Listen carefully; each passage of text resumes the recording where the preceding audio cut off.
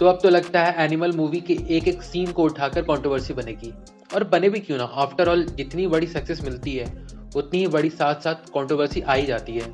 अब एग्जाम्पल के तौर पर पठान, जवान को ही ले लीजिए।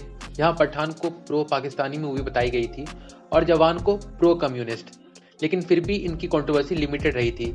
लेकिन जहाँ तक एनिमल का केस दिखाई दे रहा है वहाँ कंट्रोवर्सी की कोई लिमिट नहीं रह गई है। लेकिन हर एक कंट्रोवर्सी पर जाएंगे कवर करने तो तब तक 5-10 कंट्रोवर्सीज और पैदा हो जाएंगी।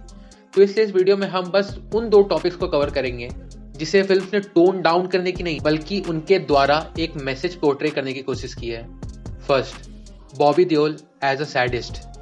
अब जैसे ही फिल्म में बॉबी देओल की एंट्री होती है वैसे ही वॉयलेंस और एक्सप्लिसिट सीन्स फीचर होने शुरू हो जाते हैं। पहले अपने एक आदमी को बेरहमी से मार डालने वाला सीन और दूसरा अपनी तीसरी बीवी को सेक्सुअली असॉल्ट करना। ये सारे सीन्स तो अब जवाब मांग रहे हैं कि कैसे मेकर्स ने ये सब को टोन डाउन करके दिखाया है।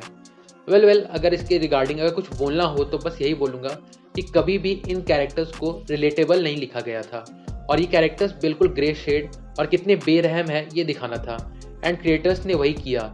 लेकिन अब पब्लिक इस बात से खफा है कि एक जल्लाद घिनौना इंसान अपनी बीवी को ऐसे ट्रीट कैसे कर सकता है। मतलब सच्ची में अब बेरहम इंसान से बेरहमी के नाम पे उसकी ना माफ़ी मांगने वाली हरकतें ना दिखाएंगे तो क्या बच्चे से चॉकलेट या कुत्ते के मुंह से बॉल छीनना दिखाकर उसके कैरेक्टर को स्टैब्लिश करेंगे। Well I guess the answer is clear.